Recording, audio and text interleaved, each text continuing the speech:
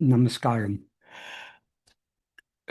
Today I'm going to be talking about verse 46 of Guru Vācaka Kōvai. Um, what the meaning of this verse is: in the world, God is concealed. If not, in God, the world is concealed. Besides, being by category entirely distinct, both do not shine together. The dog and stone, being entirely distinct, do not shine together. This is one of the fundamental principles of Bhagavan's teachings, that if that is here, Param, God, refers to the ultimate reality, what we actually are. So long as we see all this multiplicity, we are not seeing ourselves as we actually are. When we see ourselves as we actually are, we will not see all this multiplicity, because what we actually are is one infinite, indivisible, immutable whole, whereas this world is complete opposite of that. So what he's saying here, he says, in the world, God is concealed. That implies that when we see the world, we are not seeing God. God is, so to speak, concealed within the world, because the underlying reality of all this multiplicity that we see, all these numerous phenomena, the underlying reality is God, who is pure being. But so long as we see him as all this, we are not seeing, he is, what he really is, what he actually is concealed. So if we see the world, we are not seeing God. So in the world, God is concealed. If not, that means Indra literally means if not. That means if we're not seeing the world, we'll be seeing God, and thereby the world is concealed. So if we see God, the world is concealed. If we see the world, God is concealed. And then he explains the reason for that. Andri means besides. Being by category entirely distinct, both do not shine together. That is, they're two. When he says I'll explain the by category in a bit more detail later on. But it's referring to they're two different ontological categories, because God is what is, the world is what seems to be. If we see what is as it is, we are not seeing it as it seems to be. If we are seeing as it seems to be, we are not seeing as it is. So that is the reality and appearance are two entirely distinct, ontologically distinct categories. So he said, being by category entirely distinct, both do not shine together. Then he gives an analogy. The dog and stone, being entirely distinct, do not shine together. There's a saying in Tamil, if the dog is seen, the stone is not seen. If the stone is seen, the dog is not seen.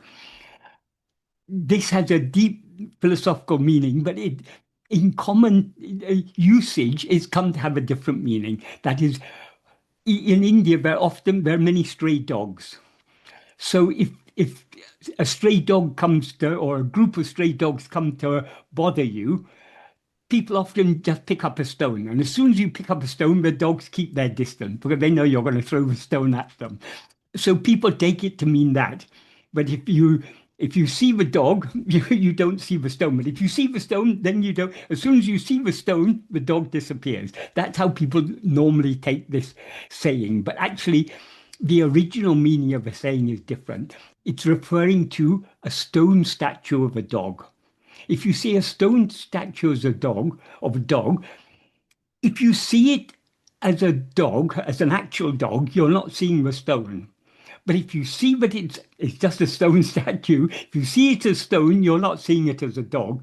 It may have the form of a dog, but Because you recognize that it's a stone, you don't see it as an actual dog. But if you see it as an actual dog, you don't see it as a stone. So this is just a way of saying either we see what is as it is, or we see it as it appears to be. We can't see both together. You can't see the stone dog both as a stone and as a dog. If you see it as a stone, even though it had the appearance of a dog, you know it's not a dog. You know it's only a stone. So, so I've written an explanatory paraphrase for this. In the world, param here refers to God as the supreme or ultimate reality. Param means what is ultimate or what is supreme, what is beyond everything. So it's referring to God as the ultimate reality, namely Brahman or Atma-swarupa. So in the world, param is concealed or hidden.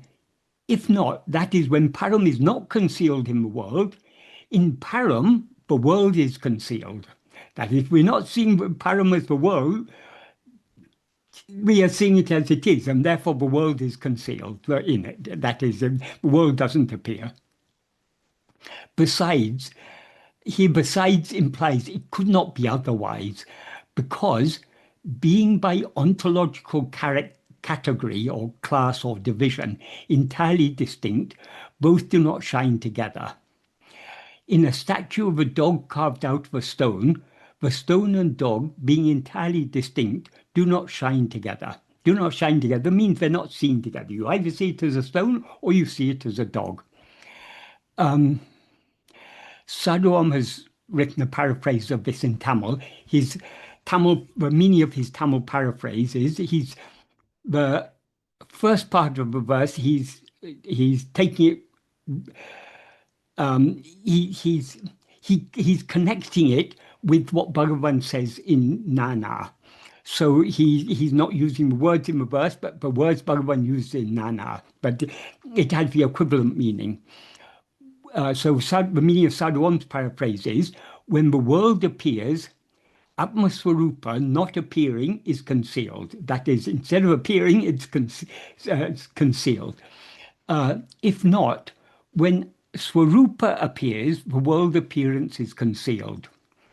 Besides, both Atma-swarupa and the world appearance being entirely distinct two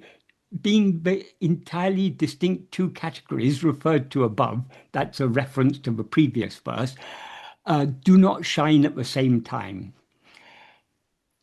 If asked how, say that it is just like the impossibility of the dog and the stone in a statue of a dog carved out of stone being entirely distinct, shining at the same time. So what's impossible, it's impossible for them to shine at the same time because they're entirely distinct.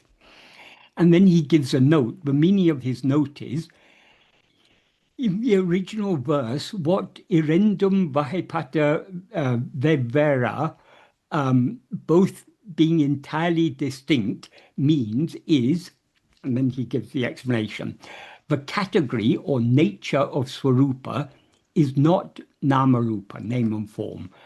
The category or nature of the world is not Satchidananda, being, awareness, happiness. And within brackets he puts Chaitanya, consciousness, implying pure consciousness. Therefore, when the Mitya Amsa means the unreal aspect, that is, Brahman is said to have 5 aspects. That is, so to speak. It has got 3 real aspects and 2 unreal aspects. The unreal aspect is name and form. The real aspect is Satchidananda. So how he's expressed it here is, therefore, when the Mitya Amsa, the unreal aspect of Brahman, name and form, appears, the Satya Amsa, the real aspect of Brahman, Satchidananda, will not shine in place, will not shine as it is. Both are in this way entirely distinct categories. And then I also wrote a note for this to explain it a bit more.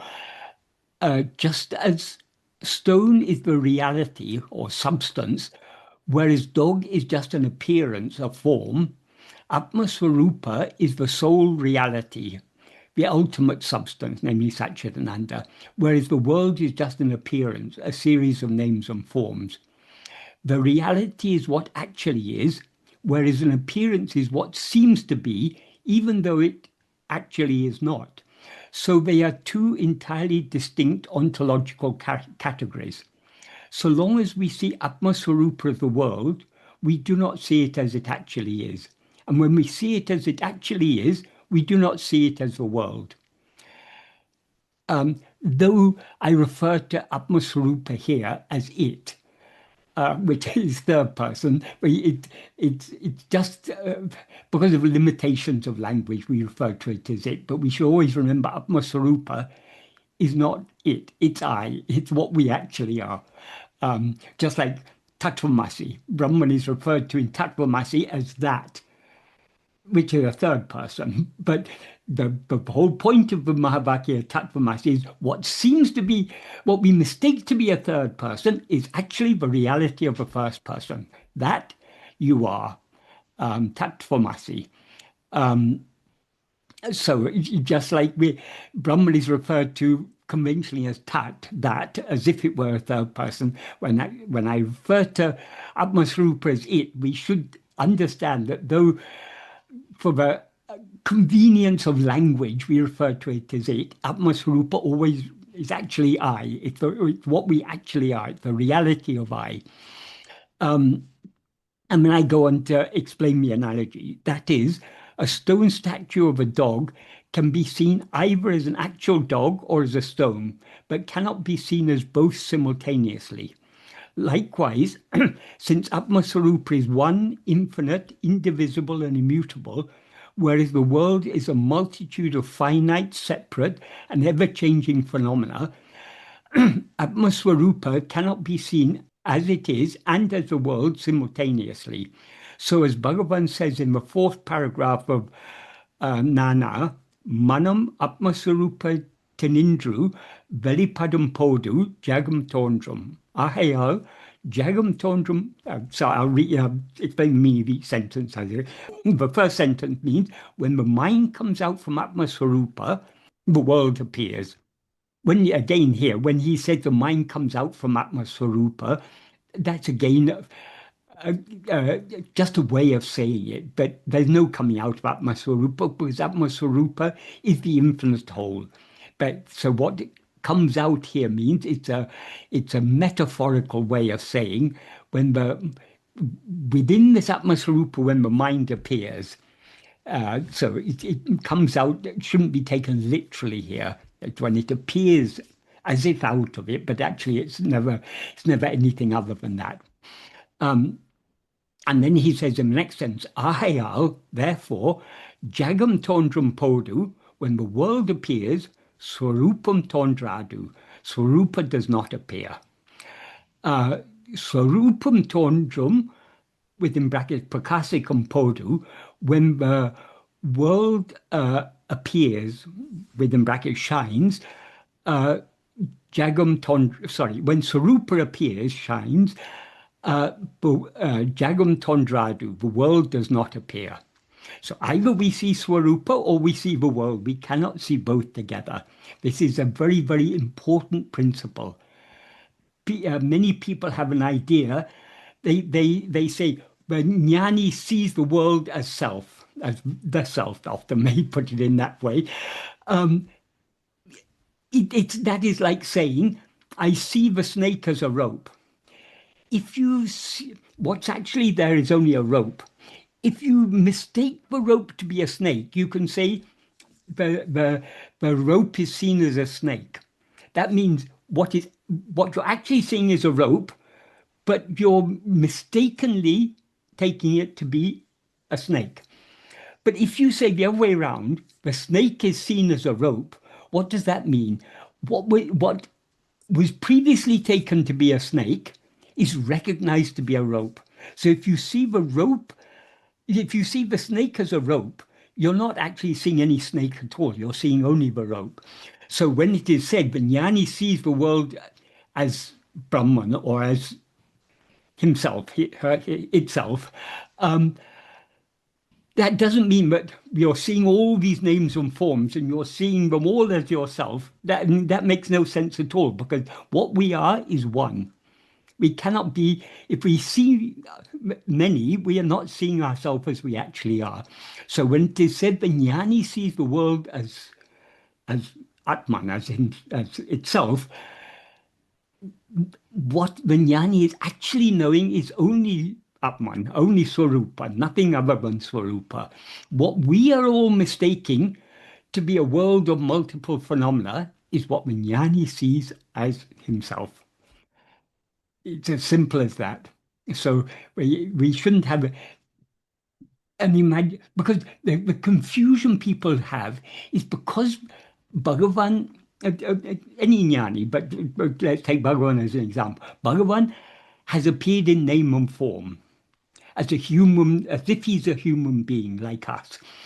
So people say, oh, Bhagavan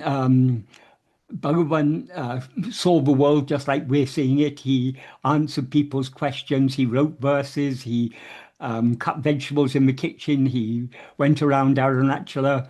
He did all these activities. So obviously Bhagavan is seeing the world. That's the argument people give. But Bhagavan's answer is, in whose view does Bhagavan see the world? In the view of the onlooker who mistakes Bhagavan to be a body. Because we mistake ourselves to be a body, we mistake him to be a body. So he seems, in our view, to be seeing the world.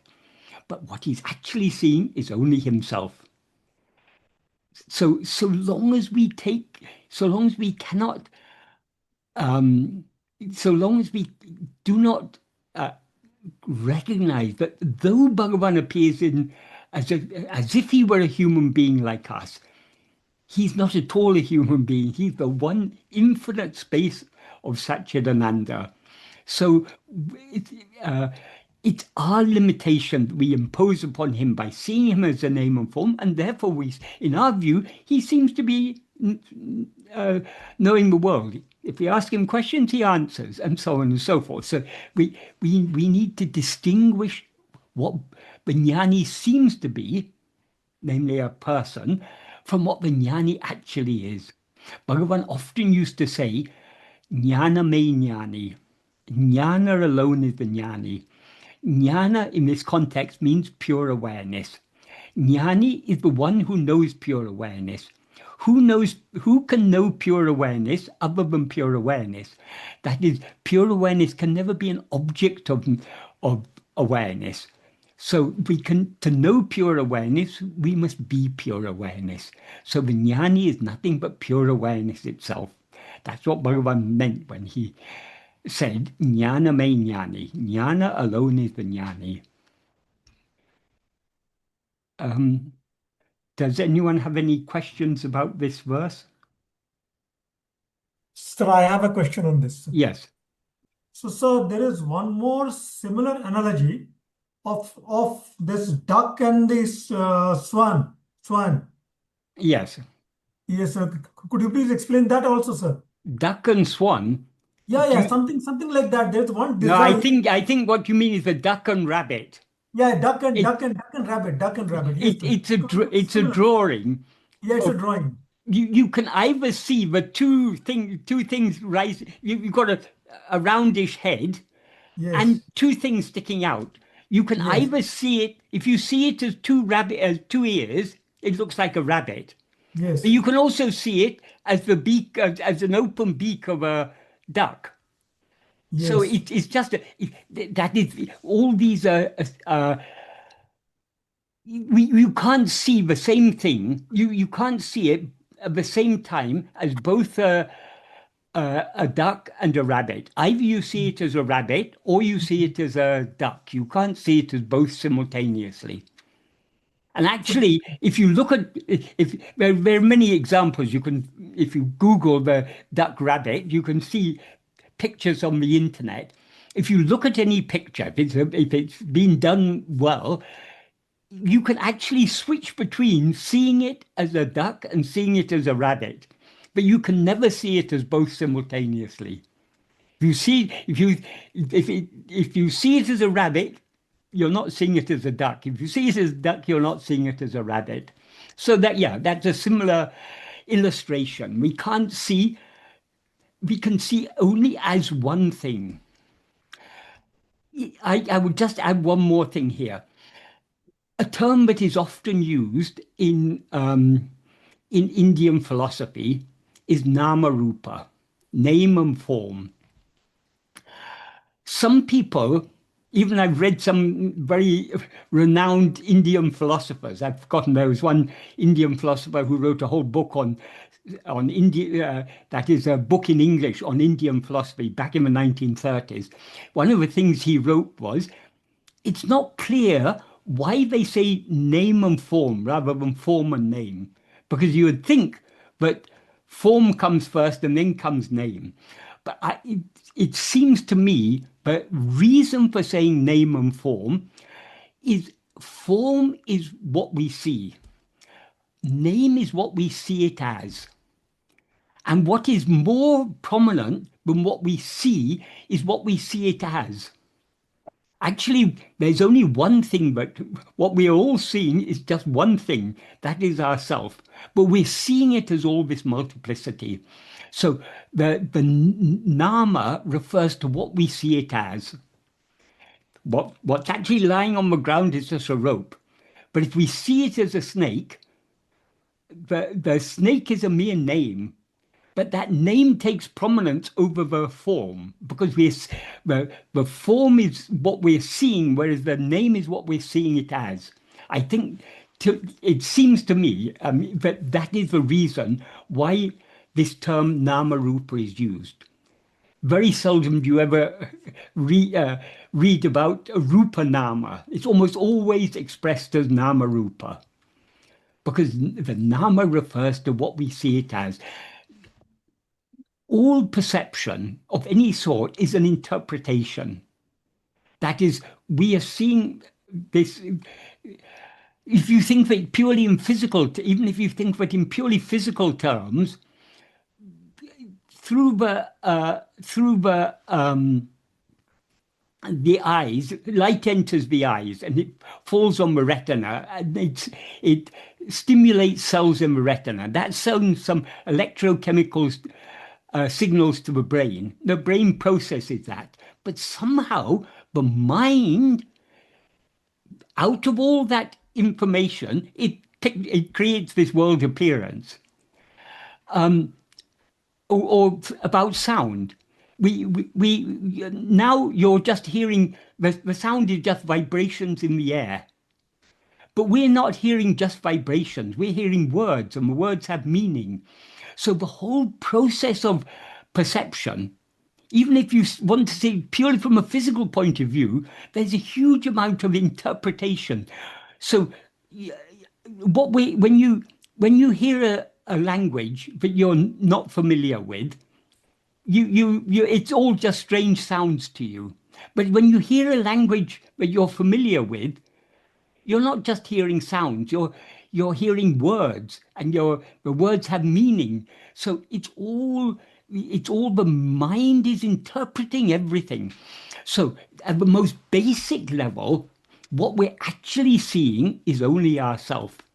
But we are seeing ourself as all this multiplicity. That is the trick of the mind. That is why Bhagavan often said, Maya is nothing but the mind. In Guru Vācaka Kōvai, Murugan often uses a term, and Murugan uses the term because Bhagavan used the term mana maya, which means the mind maya, because Maya is nothing but the mind, and the mind is nothing but Maya. Thank you, sir. Thank you, sir. Right.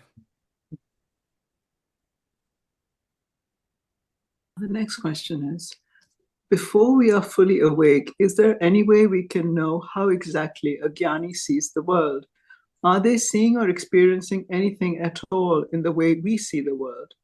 You're saying a jnani only sees himself, but it's so difficult to understand what self or pure awareness looks like from the point of view of an unawakened being. We cannot. We can know it only by being it. We can never. That is what the jnani is. What the jnani is, and therefore what the jnani experiences is infinite awareness. Our minds are finite. Any conception we have is finite, so we can never conceive the infinite. We've got some idea, we have got a conception of the infinite, but we cannot really know the infinite until we experience us. I mean, we have to be the infinite to know the infinite. Of course, we always are infinite, but so long as we identify ourselves as, so long as we rise as ego, we experience ourselves as if we were a body, and therefore we experience ourselves as limited. So this finite mind can never grasp the infinite. This is why in Aranach Ashtakam, Bhagavan says, trying to meditate on God as formless is futile. He used the analogy, it's like wandering over the world, trying to see the sky. We can never, so long as we, that's why Bhagavan never, he always defended worship of God in name and form. Because so long as we experience ourselves as a form, we cannot conceive of God as anything but a form. Even if we say God is infinite, that infinite is an idea in our mind. And that every idea is a form. That's why Bhagavan says in the fourth paragraph of fourth verse of Uludunapadu, Uruvam Tanayin Ulhu Paramatran. If oneself is a form, the world and God will be likewise. That is only when we rise as ego and therefore take ourselves to be the body, but we see this world as a form. But we also, if we think a little deeply, there's some power behind all this world. That power we call God. That for us seems to be some separate thing, something other than ourselves. So it's a form. So even if we understand that God is formless, that very conception of God as formless is itself a form. That obviously what is infinite is formless. All forms are finite. They all have their limitations. That what distinguishes one form from another is its limitations. So so long as we're in the realm of forms, we're in the realm of limitations. So we who are trying to know the formless God are mistaking ourselves to be a form. So if we want to know God as formless, we have to know ourselves as formless. That's why Bhagavan says also in Ashtakam, he says, when one meditates on, when one thinks without thinking on your form, what do you mean by thinking without thinking? When we turn our attention within to know ourselves as we actually are, we ourselves are the true form of God. But we ourselves means not this person we take ourselves to be, not this ego that takes this person to be us, but what we essentially are, what we actually are, which is pure, infinite being, Satchidananda, being awareness. So only when we experience ourselves as such can we know God as formless. But when we know God as formless, we know him as, or as infinite, we don't know God as something other than ourselves. We know ourselves as formless, and therefore we recognize God is that same formless being that we actually are. So we're not knowing manyness, we're knowing oneness. Ekam eva advaitiyam, one only without a second.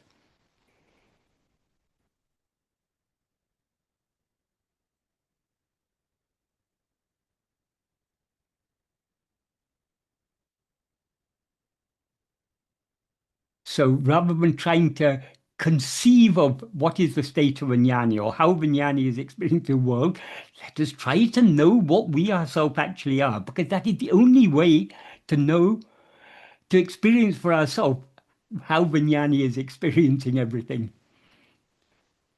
Even when we say jnani experiencing everything, as if there are many things to experience, the jnani experience is the only thing.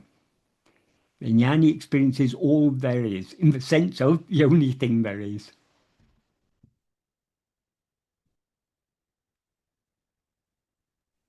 The next question is, Can we not transcendentally see Bhagwan and the manifest world together, or the world as Bhagwan? No. So we can have the bhava. We can view this. We can consider the world to be the whole world to be nothing but the form of Bhagavan. Like Bhagavan says in the people often point out to the fifth verse of, in this context, they often point out to the fifth verse of Upadesha Undiyar, in which Bhagavan says, Ennuru yavam ireyuru amena enni vari padal undipara isan nalpusane undipara. That means worshipping, considering all the eight forms, that means all the forms of the world, to be forms of God is good worship of God. The important word there is, he's not saying seeing everything as God, he's saying considering. Any varipada. Any means thinking or considering everything to be God. So it's good to look upon everything as God. If we see a hungry person and we offer them food, rather than offering having the attitude, or I'm helping this person who's below me, who's no, I'm worshiping God in that form. God has appeared in this form and given me this opportunity to serve him by offering him food. That is good worship of God. So considering everything to be God is very good. It's Bhagavan said, Isan nal pusana. It's a good worship of God. So it's a good attitude to have. But that is completely different to the experience of jnani. We are merely having that bhava, that mental attitude. We are looking upon everything as God. So, so to look upon everything as God is a very good abhyasa. It's a very good spiritual practice. Because if we consider everything to be God, we won't want to harm anything. Not only we will have respect not only for all living beings, but for everything. So when we see someone who truly considers everything to be God will not exploit this world as something for just for us to take dig out all the oil, consume as much as we can. Which is what's happening in the world today. We are plundering this world for its resources, just for our own gratification. That is not the way to. That is not respectful to this world. So we should. The true devotee will have a very will naturally live a life that has a small footprint, to put it in modern terms, because we will respect everything. We will respect not only all the living beings, but even the insentient world. It's all ireyuru. It's all the form of God. So such an attitude is a very good attitude to have, but that is not the state of jnani. Jnani doesn't have to consider the world to be God. Jnani knows there's God alone. I mean, there's nothing other than God. Can I Is make that a comment, Michael? yes? It's about you talked about the stone and the dog. Yeah. It's quite it's quite wonderful that Hindus are able to see a deity as God. You know, they Yes, know yes, it's a yes. stone, but they take it with the bhavana that Yes, it yes, is. I'm praying to that in yes, that stone, but they yes. take it as God. When you go to Exactly. But Tirupati or whatever, that is very, very appropriate. It's not that yes, we think God is just limited to that. God is that limited to that linga or to that vigraha of Krishna yes, or whatever. We're not yes, limiting God, but because we cannot, we God is anadi, ananta, akanda, satchidananda. That is yeah. beginningless, infinite, unbroken satchidananda. We In can't fact, even these are just words for us. We don't really know what infinite means. We have no experience of the infinite. So it's appropriate to worship God in a finite form. yes, And if we do it with the right bhava, with the right attitude, through that form, the full power of God will work through that form. So it is, as you say, it's a wonderful thing. It's a beautiful thing. It's a wonderful thing. Like Ne- worshipping when- Ganesha is so natural Yes. for a Hindu, but a non-Hindu will think what utter rubbish it is. Yeah, But yeah. if you've grown up always, it is so easy and so lovable, Yeah, exactly, and exactly, the results exactly. are there. This is where when outsiders came into India, particularly, it probably wasn't so much of a problem for the Greeks who were the earliest Western invaders of India. At the time of Alexander, the Greeks came into India, and there were even Greek kingdoms in northeast India and Afghanistan, all that area, which was all part of Greater India. They were very easily able to assimilate the local tradition. But when people from who came from a background of a Semitic religion, particularly the Christians and the Muslims, they couldn't understand it, because for them to worship God in a form is idolatry. So and when there are many forms and all sorts of forms of Narasimha, fierce lion, The most Durga difficult riding all these terrible forms. Oh, these people are worshipping monkey devils. god. So that's why it's very we need to, if we can have that sensitivity, I mean, many of us who come to Bhagavan, or Westerners who come to and are drawn to different forms of Hindu philosophy, we need to learn to see things from a Hindu perspective. There's a great benefit in seeing things from a Hindu perspective, because it's a much deeper and more respectful way of seeing the world. From the type of view if we come from a Christian or a Muslim, or I don't know how Jews take it, but definitely Christians and Muslims have difficulty, or I'm not saying all of them, but a lot of them have difficulty understanding these things. But if we can understand the basic philosophy of Hinduism, then there's no problem with seeing God in so many different forms. Ultimately, as Bhagavan said, Ennuru Yavam. Ennuru, the 8 forms Bhagavan refers to in verse 5 of Upadesha Undiyar, are the 5 elements, that is space, air, fire, water, and earth. These 5 elements, and the sun, moon, and jivas, living beings. So basically everything is included in the 8 forms. So when Bhagavan says Ennuru Yavam, all the 8 forms, considering them to be forms of God, he means everything, seeing everything as a form of God.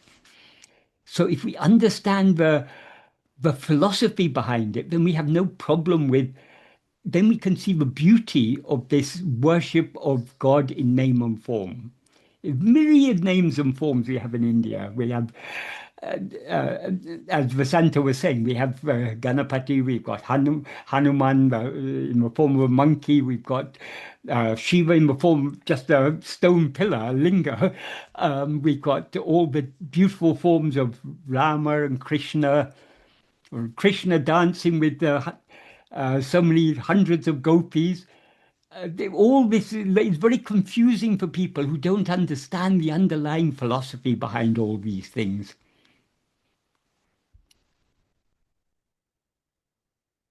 The next question is, in the light of this verse, is it correct or incorrect to say the self is all and I am the self?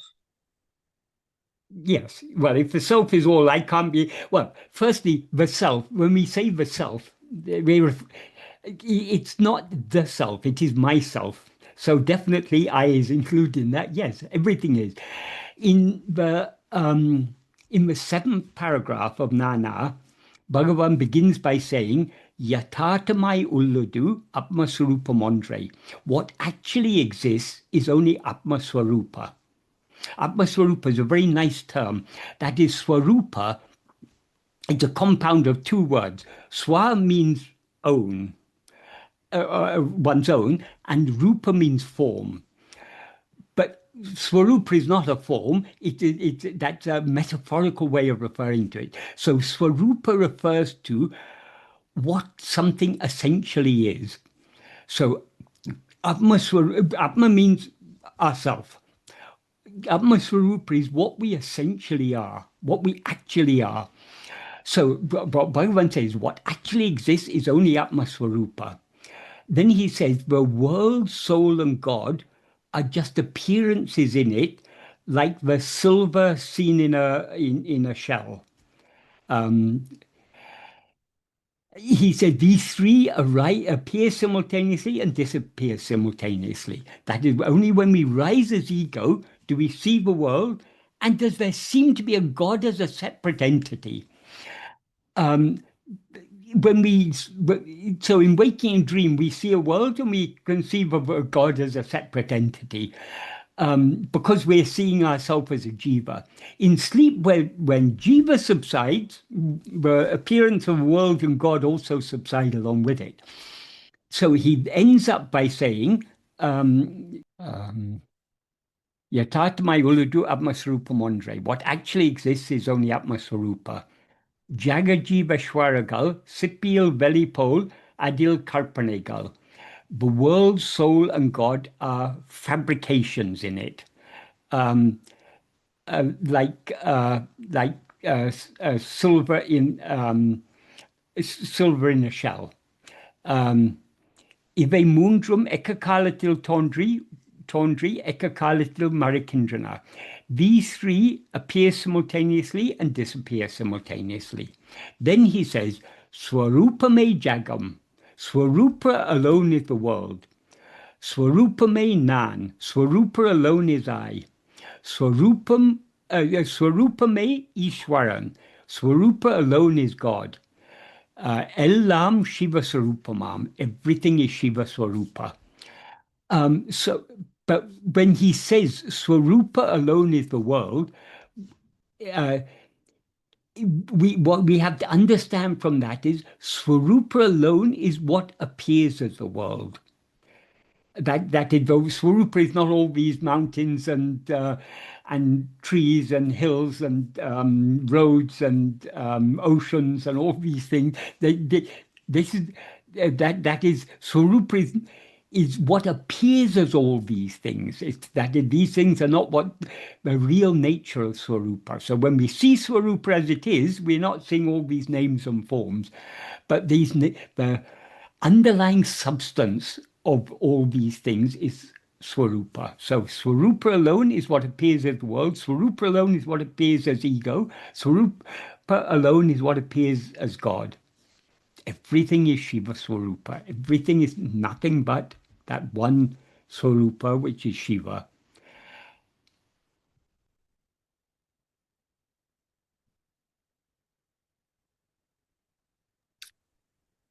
Yeah, there are just 2-3 more questions on this topic. One is, if the body is false, where is the awareness felt if body is out of the equation? Isn't Ananda false too, as it is felt in the body? How did the first mind ego happen to be? Why did awareness manifest through the very first ego? That is, in a dream, we experience ourselves as a body.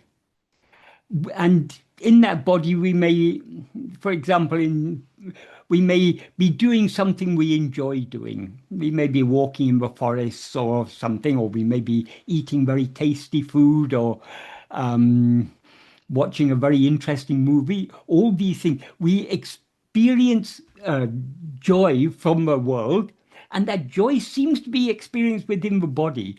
But that body and the world, they're all just a mental fabrication. They have no existence independent of ourself, the awareness in whose view they seem to appear. So we do not depend upon the body for either for our being or for our awareness or for our happiness. We can see this very clearly from our experience in sleep. In sleep, we exist, we are aware that we exist, and we are perfectly happy in that state. Even though there's no body, no mind, no world, nothing, there's just pure being, pure Satchidananda. Why does all these things appear? When people asked Bhagavan that question, he said, why and how are the wrong questions to ask. Because when you ask why and how, you're assuming these things have actually come into existence. They have never actually come into existence. Though they seem to exist, they don't actually exist, because they seem to exist only in the view of ego. And if we investigate this ego, we will find that what seemed to be ego is actually nothing but Atma-swarupa. And Atma-swarupa never came into being or never ceased to be. As Bhagavan says in verse 24 of Uludunapadu, Satchit Udiyadu. Satchit does not rise. Satchit is Atma-swarupa, what we actually are. So all these things, so as Bhagavan often used to say, when people asked him, why is all this? He often used to say, because of avichara. Avichara means non-investigation. What he implies by non-investigation, because we have not attended to ourselves. So long as we're looking away from ourselves, we see all this multiplicity. If we turn our attention back towards ourselves, the ego who is seeing all this multiplicity will subside and merge back into our source being Satchit, the pure being awareness that we actually are.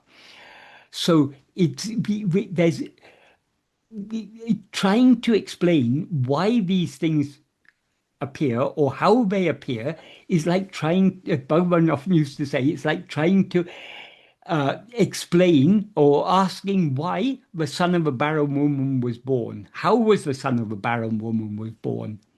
These are meaningless questions. How did you make that square circle?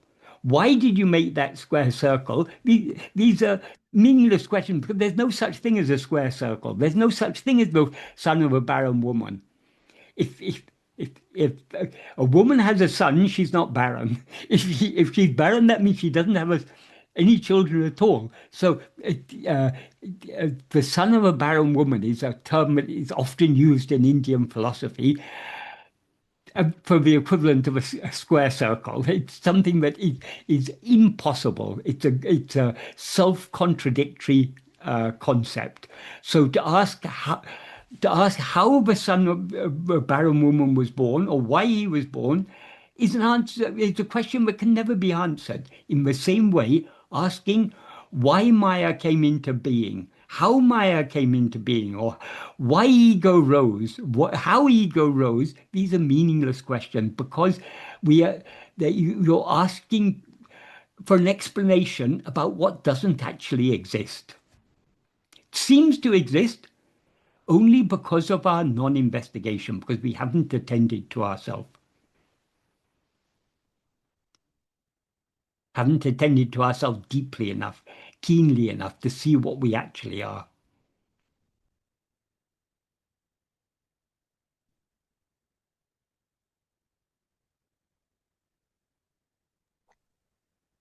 The next question is, could you explain how the infinite Swarupa or Bhagwan exists at the same time as the world, the realm of limitations? Thank you. How does the rope exist at the same time as the snake? Well, the truth is the snake doesn't exist at all. The snake only seems to exist. What actually is there is only a rope. So what is actually there is only Atma-swarupa, but it appears as all of this multiplicity. But to whom does it appear? It appears only to us as ego. And if we as ego investigate ourselves, we will find that we are always Satchidananda, we are also always Atma-swarupa, and therefore have never risen as ego. Therefore nothing. So the ultimate truth is ajata. Nothing has ever come into being or ceased to be. Nothing has ever appeared or ceased to appear. Though this is contrary to our experience, our current experience, but if we investigate ourselves, we will clearly see that we have never been anything other than Atma-swarupa, and nothing other than Atma-swarupa has ever existed or even seemed to exist. I think that's all the questions on the verses. If because the rest, nobody has mentioned the verses. Are there any more questions on the verses, or should we move on to the other questions? In which case, I would first start with the questions which have come in the email. So the first question is, in your blog, in the comments section for the article, Establishing That I Am and Analyzing What I Am, dated 15th August 2014, you responded clarifying the question about attention by Anonymous as follows. Attention is essentially awareness. So in this sense, it is not something other than ourself. However, it is not just awareness, but awareness directed towards, focused on, or centered on something. So in this sense, it is a selective form of awareness.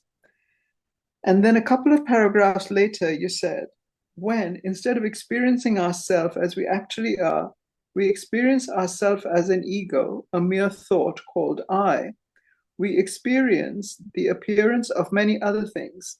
And since we cannot be aware of all of them, we need to be selective in what we are aware of. In other words, we need to center our awareness on selected things or direct it towards selected things. So in this sense, attention comes into existence along with the ego.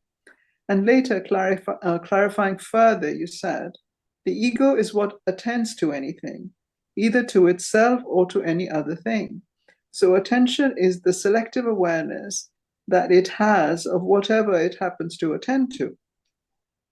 The state in which it selects to be aware only of itself is called self-attention or self-attentiveness, whereas any state in which it selects to be aware of any other thing is objective attention.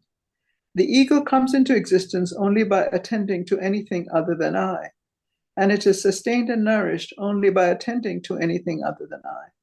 Therefore, the ego and its subjective attention are mutually dependent, and one cannot exist without the other. Clarification. Is attention the same as grasping form mentioned in verse 25 of Uladu Narpadu? If so, what exactly do you mean when you said, in the paragraph quoted above, that we experience the appearance of many other things, and since we cannot be aware of all of them, we need to be selective in what we are aware of? Is experiencing many forms different from attending selectively? Can you please clarify this in light of verse 25 of Uladu Narpadu? Okay, perhaps I didn't express it so well when I wrote that. That is, when I said we experience the appearance of many things, and since we can't be aware of all of them, we need to be selective in what we're aware of. I can see there is slight room for confusion there. I think to explain this better, all phenomena that we experience is like a picture. But we are more aware of some parts of the picture than other parts of the picture, because we are focusing our attention on certain parts. So if I'm looking out of the window, seeing the scenery, I may be noticing certain things that are going on outside. My attention is on the things that I notice. But so what I'm most aware of is the thing I'm attending to. But there's also a background in which that thing appears. So I'm not totally unaware of the background, but the background is a blurred background, so to speak, metaphorically speaking. We are not focused on, we cannot focus on so many phenomena appearing in our view at every moment. We are not focusing on all of them. They're there, all of them are there as a background. So we're aware of them all, but not keenly aware of them all. Whereas attention is when we're focusing on a certain thing. So, for example, supposing we're traveling on a very busy train and we're reading a book, and the book is a very interesting book, so it's got our full attention. So many things are happening on the train. There'll be noise, there'll be people coming and going in the aisle. The train will be stopping in stations and starting again. We're not totally unaware of all these things, but we're barely aware of them because our focus is on the book. So attention is as I say, it's a focusing of our awareness. It doesn't mean that we seldom focus on something to the extent that we block out everything else. This is the thing with self-attentiveness. When we are trying to attend to ourselves, we are trying to focus our attention on ourselves so keenly that we cease to be aware of anything else. But we are not totally able to let go of everything else. So, at least until we go very deep in this practice, we're not totally able to attend to all other things. So there will be a background awareness. I am sitting with my eyes closed, trying to attend to myself, or I'm lying in my bed trying to attend to myself, or whatever. We don't yet have the ability to focus our attention on ourselves so keenly, but we cease to be aware of anything else. That is our aim. We're trying to focus our attention on ourselves so keenly that we cease to be aware of anything else. But of course, we can't force that. We can't try to be not aware of other things, because the very effort to be not aware of other things, it itself entails being aware of them. So we shouldn't be trying to avoid attending to other things. All we should try to do is to try to focus our attention on ourselves as much as we can. If we practice and practice like this, we will naturally sink deeper and deeper and deeper. Bhagavan often use words in Tamil that mean sinking within. And for example, in the 11th paragraph of Nana, he uses the analogy of a pearl diver sinking deep into the ocean to retrieve the pearl that lies at the bottom. So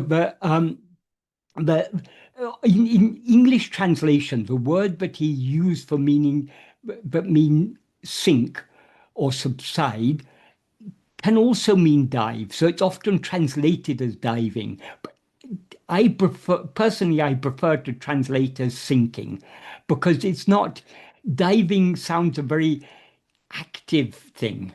Whereas it's just that the more we attend to ourselves, the more we sink within, the more we subside back into our source.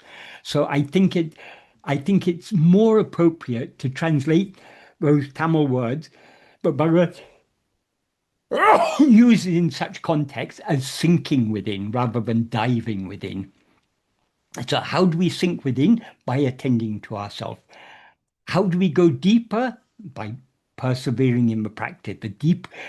As we practice more and more, we will naturally sink deeper and deeper within. Regarding the relation of this to verse 25 of Uludunapadu, is attention the same as grasping form? Yes, but not. It is in a sense, but not quite. For example, in the first two sentences of that verse, grasping form, it comes into being. Grasping form, it stands.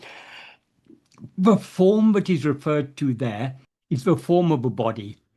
But body means not just the physical form of the body, but all the five sheaths, which, as Bhagavan says in verse 5 of Uludunapadu, Uru pancha kosa uru. The body is a form of 5 sheaths. The 5 sheaths being the physical form of the body, the life that animates it, and the mind, intellect, and will that function within it. These 5 collectively is what Bhagavan refers to as body, and this is what we experience as I. So when he says grasping form, it comes into being. Their grasping form means identifying with a form. But of course, in order to identify a form, we have to be aware of it. And to be aware of it, we have to attend to it. So, but we're not walking around constantly attending to what we take ourselves to be. These 5 sheaves, our attention is going here and there. So it is attention, but that it's not unrelated to attention, but in those first 2 sentences, grasping form it comes into being, grasping form it stands. That's referring to identifying the body as I. In the 3rd sentence, grasping and feeding on forms, it flourishes abundantly. There, that is referring to our awareness of other things. That is, as soon as we rise as ego, identify ourselves as a body, we consequently become aware of so many things. This body is not an isolated phenomenon. It is a part of this whole world appearance. So by taking ourselves to be a form, we become part of a whole multitude of forms, so to speak. I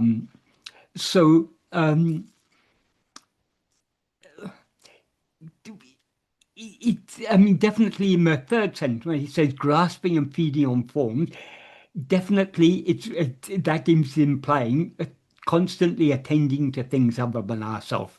That is, he describes ego as uruvatrapeya hande, formless demon ego. What he means by calling it formless, it's got no form of its own. Since it's got no form of its own, it's got no separate existence of its own. So that's why he says, grasping form, it comes into being. That is, without projecting and identifying a form as I, ego cannot rise. So as soon as ego rises, it projects and identifies a form as I.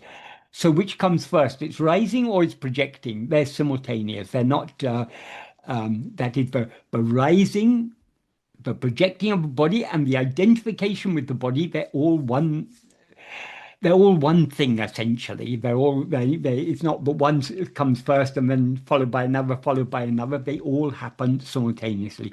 That's why he says, grasping form, it comes into existence. That implies simultaneously with its coming into being, with its rising, it grasps the form of the body as I.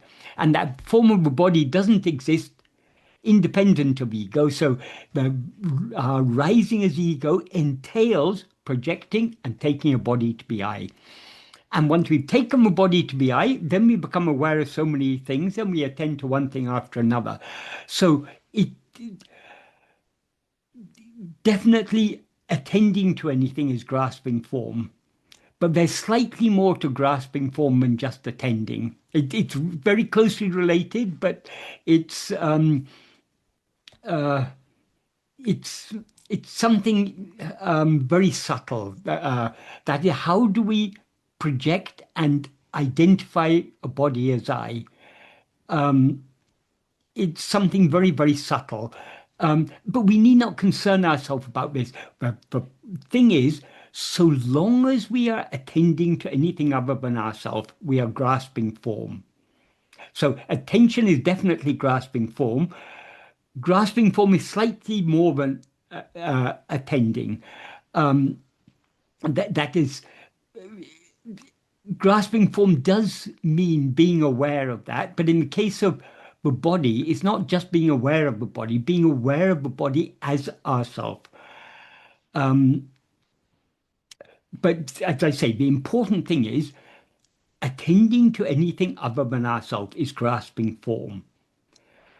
If we want to cease grasping form, we need to turn our attention back to ourselves and try to grasp ourselves. We ourselves are not a form.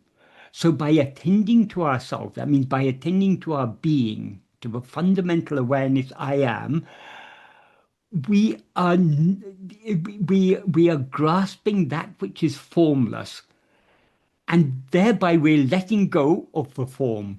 So long as we attend to anything other than ourselves, we are grasping form, and thereby feeding and nourishing ego. When we, to the extent to which we attend to ourselves, we are thereby holding on to our being, and to the extent we hold on to our being, we thereby let go of everything else. So that is why, by attending to ourselves, we subside. By attending to anything other than ourselves, we rise and flourish. By attending to ourselves, we subside, and eventually, when we subside deep enough, we dissolve back into the source from which we rose, which is our own being, Satchit, pure being awareness. I have a question, Michael. Yes, yes. So turning inwards towards awareness, is it not very much difficult when you're young with so much of responsibilities to run kids and stuff? I mean, it's maybe little advantageous when you live in solitude or when no other. What is living in solitude? Going and living in a cave in the Himalayas is not living in solitude. Solitude means being alone, being on our own. The only way to live in solitude is to hold on to self-attentiveness. As Bhagavan said, what's the use of going and living in a cave, or because wherever you go, you take your mind with you. The problem is the mind. So all the the problems are not caused by the external world. It's caused by the mind. The external world is not an obstacle. It's our interest in the external world. Our thinking, I have so many responsibilities, I have to do this, I have to do that. We are taking the burden of the world on our head, as Bhagavan often used to say. It may seem that we're young, we have responsibilities, we have to study, we have to work, we have to have family, and we have to take care of our children, and then our parents are becoming elderly, so we've got to take care of them. It may seem that we have so many responsibilities, but all that we need to do to discharge all our responsibilities is all happening in accordance with our prarabdha. So whatever actions of mind, speech, and body are necessary for us to do in order for our prarabdha to unfold, we will be made to do. This is what Bhagavan says in the first sentence of the note he wrote for his mother. Avarava prarabdha prakaram adakanavan angangirindu artavipan. That means in accordance with the prarabdha of each one, he who is for that, being there, will cause the dance. He who is for that refers to God. He for that means he's one who allots the fruit of prarabdha, and he will make our mind, speech, and body act in accordance with that. That doesn't mean that all the actions of our mind, speech, and body are driven by God. No, because we have a will of our own. So we're also using our will to try to do things to get what we want. That's why he says in the next sentence, what will endrum navduvadu envichikanum naduvadu. What will never happen, will not happen in spite of any amount of effort. So we can want to be rise high in our profession or something. If it is not meant to be, it will not happen. We can want to have many children, but if it's not destined to happen, it's not going to happen. So whatever is going to happen, that alone is going to happen. So he said, what is never to happen will not happen in spite of any amount of effort. What is to happen will not stop in spite of any amount of obstacle. There may be many things that we are destined to experience, but we would prefer not to experience. We will try to avoid experiencing them. But however much we try to experience them, they're not going to stop. They're going to happen. So whatever is to happen is going to happen in accordance with prarabdha. We need not concern ourselves about these things. And he adds there, iduvaitinam, this is certain. Ahalin monamai ilake nandru. Therefore, being silent is best. What does he mean by being silent? Being silent doesn't mean doing nothing, because what the mind, speech, and body need to do in accordance with prarabdha, they will be made to do. Being silent means not rising as ego, to identify with this body, speech, and mind that are doing these actions. So we don't actually have to be concerned about any of our responsibilities, because he who is for that, God, will make us act. This is what Bhagavan implies in the 13th paragraph of Nana, when he says, when one Parameshwara Shakti is driving all karyas here means everything that needs to happen, everything that ought to happen, everything we need to do, everything we ought to do, it's all being driven by that Parameshwara Shakti. Therefore, Bhagavan says, when that one Parameshwara Shakti is driving all karyas, why should we, instead of yielding ourselves to it, be constantly thinking it's necessary to do like this, it's necessary to do like that? So we need not be concerned about what we should do, all these things, because we'll be made to do whatever we should do. So let's leave it all to him. If we cling to self-attentiveness, whatever responsibilities this mind, speech, and body have, they will be made to discharge those responsibilities by Bhagavan himself. So leave it to him. Our only concern should be holding on to self-attentiveness. But in order to do so requires great bhakti and vairagya. Bhakti means the love to know and to be what we actually are. Vairagya means freedom from desire for other things, freedom from passion, freedom from concern about anything other than ourselves. Most of us don't have anything like that degree of bhakti and vairagya that is required, but we try to cultivate that bhakti and vairagya by trying our best to follow Bhagavan's path to the extent that we can. Now it may seem, in order for me to carry out my duties, I have to attend to all these things, and so I have little time for attending to myself. Okay, that's how it seems to be at present. But if the more we practice this, the more we will find everything is happening as it's meant to happen, not because of us, in spite of us. So if we hold on, the more we hold on to self-attentiveness, the less we will be interfering with what is anyway going to happen. Whether we interfere or not, it makes no difference, because it's going to happen anyway. But the less we interfere, the more pleasant our life will be. That's why, after saying that sentence of why should we, instead of yielding ourselves to that Parameshwara Shakti, be constantly thinking it's necessary to do like this, it's necessary to do like that, in the next sentence he gives the analogy of a passenger traveling on a train. When we're traveling on a train, we know the train is carrying all the burdens. So why should we, who are traveling in that train, suffer carrying our small luggage on our head instead of putting it aside? Whether we carry the luggage on our head or put it on the seat beside us or on the luggage rack or whatever, it's all the train is carrying it all. We don't have to bother with putting it on our head or anything. So if we put it on our head, we suffer. If we put it aside, we travel comfortably. So that is what Bhagavan recommends. Leave the burden of the world in his hands. That's why Bhagavan often used to say, he who has created this world knows how to take care of it. Leave it to him. So even Bhagavan often used to say that about people who wanted to, who thought the world wasn't a very good place and it needed reform, that they were the ones to reform the world. Who are we to reform this world? God is creating, God is taking care of it. Leave it all to him.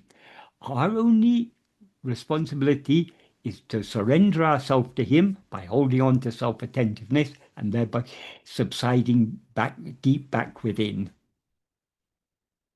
Is that a helpful answer? Yes, Michael, very much. Yeah, Thank you so yeah. much. Yeah. It doesn't matter whether you're young or old. Even as old fogies, still we have the mind, still we have the Vishaya vasanas that are taking our attention constantly outward, concerned about this and about that. There's a war happening and this is happening, that's happening. Why should we concern ourselves about all these things? We can't do anything. Can we stop the war that's happening in Ukraine? Can we stop the war that's happening in Iran? Can we stop the war that's happening in Lebanon? Can we stop the war that's happening in Sudan? We can't. We can't do anything. So why should we concern ourselves with all these things? Can we change what is meant to happen? Can we change even an iota of what is meant to happen in our life? We cannot. We No. can want to, we can try to. We have the freedom of will, the freedom to want anything. We have the freedom of action, the freedom to try to do anything, but we have no freedom to achieve anything that is not destined in prarabdha. So let us leave it all to Bhagavan. He will take care of everything. Our only duty is by his grace to surrender ourselves to him. And how we surrender ourselves to him is by holding on to self-attentiveness and thereby sinking deep back within. And it's true, if we're honest with ourselves, we don't have sufficient love for that, but at least we should aspire for that. At least we should try for that. Yes. Understood. Thank you, Michael. And one more question I have is this Yeah. karma yoga, kriya yoga, bhakti yoga, gnana yoga. Yeah. Is it like one yoga you stick on to in a lifetime, or you can change depending on your maturity or you're pulling towards? Like, how should I interpret That is this? according to different people. Different people have different swabhava, so they're drawn to different things. Ultimately, all these paths merge together, as Bhagavan says, Udita idatil odungi iratil adu karmamum yogamum undipara adu yogamum jnanamum undipara. Being, having subsided in the place from which we rose, that is karma and bhakti, that is yoga and jnana. So all these paths can be achieved simply by subsiding within. But so long as the mind is very strongly outward going, some people are attracted to being very active. But if you're going to be active, as Krishna says, you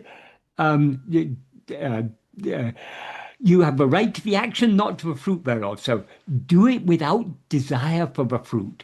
That is nishkarmya karma. That's a path of desireless action. But as Bhagavan made clear in Upadesha, that is actually a part of the path of bhakti. They're preliminary stages of the path of bhakti. So when Bhagavan talks about nishkarmya karma, he talks about three types of nishkarmya karma. The actions of nishkarmya karma by body is puja. Nishkarmya karma by speech is japa, and nishkarmya karma by mind is dhyana. So that is we need it's without that love for God, we can't do nishkarmya karma, because inevitably any action has a motivation. If we're not motivated by love for God, we'll be motivated by our desires. So in order to act desirously, act without desire for any fruit of that action, we have to do it for the love of God. So it's really just a part of the Bhakti Marga, Bhagavan makes clear. It's the early stages of the Bhakti Marga, before we come to understand that God is not something other than ourselves, but is our own being. And thereby, we turn our attention back within. That's why Bhagavan says in verse 8 of Upadesha, rather than anya bhava. Anya bhava means Anya means what is other. It implies in that context meditating on God as if he were other than oneself. In other words, meditating on God, name and form. Better than that is ananya bhava, in which he is I. That is understanding that God is nothing other than ourself, God is what is shining in us as I. We meditate only upon I. That is best among all. So the preliminary stages of the Bhakti Marga involve action. That is karma yoga. The advanced stage of the path of bhakti is involves self-attentiveness, which is not an action. It's just a being, not a doing. So that is the complete surrender. And then yoga is for people who of different type of temperament, who want to control the mind and to achieve all this. But ultimately, the aim of all of these is to subside back within. So if we subside back within by holding on to self-attentiveness, that is the karma and bhakti, that is yoga and jnana, as Bhagavan says. There was one thing which came to my mind when you were talking about attention. It was something which Simone Weil said, who was very heavily into Hinduism and so on.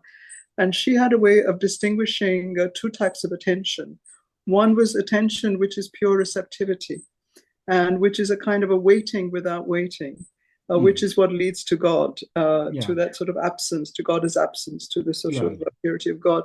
And the other is the notion of that sort of attention, which is driven by kind of a muscular will. It's a kind of muscular attention, sort of willful attention, a kind of a grasping or clinging. And that, of course, leads outwards. And it sort of reminded me also something which Jean Klein once said, that the way to be in terms of attention is like a state of total listening. We sort of listen fully with our bodies, a kind of sort of being listening, or sort of listening with our entire being, that kind of thing. And I always found this to be quite helpful, whether or not one practices it, as the two different kinds of attention, one which leads to this merging, to this receptivity, openness, waiting, merging in, and the other which is always projecting and grasping and clinging, that sort of thing. Yeah. Well, certainly for self-attentiveness, effort is required. We need to hold on, but at the same time, it's that what you described, that receptivity, is a very nice way of describing it. We're holding on to that, but all we can do is to hold on to that, and then we wait and see, so to speak. Because attend actually has two meanings in English. Attend means attend in the sense of put our attention on something. Attend also means to wait upon, like a servant is attending upon his master. So it's useful to think of self-attentiveness as that there has to be the focus. We have to have our attention focused on ourselves. But once our attention is focused on ourselves, we need to be patient. We just need to be, and slowly everything will subside. But it requires effort, because the nature of mind is constantly to slip outwards. So as Bhagavan says, however many times the mind goes outwards, what does it matter? Every time it goes outwards, that means every time the mind goes outwards, phenomena appear. To whom do they appear? To me. We turn our attention back to ourselves. Thank you, Michael. The next question from the emails is there a difference between dreamless sleep and the state of attaining manonasa? Right. From our perspective, there's a big difference. That is, from the perspective of the mind in waking or dream, yes, there's a big difference. From the perspective of what remains in sleep or what remains in manonasa, there's no difference whatsoever. That is, when sleep is a state of manolaya, a temporary dissolution of mind. Manonasa is a permanent dissolution of mind. So in both states, there's no mind. So all differences are only for the mind. So it's only from the perspective of waking and dream that we can say, yes, sleep is just a temporary state, and jnana or churiya, the fourth state, is permanent. Yes, that is true from our perspective. But when ego subsides, what remains is only turiya. But when ego subsides temporarily, that state of temporary subsidence we call manolaya. That's states like sleep, general anesthesia, swoon, coma, all these are, or even death maybe, all these are states of temporary dissolution of the mind. In the absence of the mind, what remains is only Satchidananda, Swarupa, what we actually are. That alone is what remains. Because as Bhagavan says in verse 26 of Ulanaptu, Hande undayin anatmun dahum. If ego comes into being, everything comes into being. Ahande indrel indro anatam. If ego is not, everything is not. So in sleep or coma or general anesthesia, ego has subsided. Ego is not. And therefore nothing else is. But ego hasn't been destroyed. Because ego hasn't been destroyed, it rises again. So from our perspective, as ego in the waking or dream state, sleep seems to be just a temporary state. So it's because it's temporary, it's unsatisfactory. And also our memory of sleep is not, though we are clearly aware that we were in a state in which we were not aware of anything other than ourselves, though we're aware of that, what we actually experienced in that state is not clear to us, because what we actually experienced in that state is pure awareness, which is what we actually are. Even now we're that same pure awareness, but we're not aware of ourselves as such, because we are now aware of ourselves as I am this body, I am this person.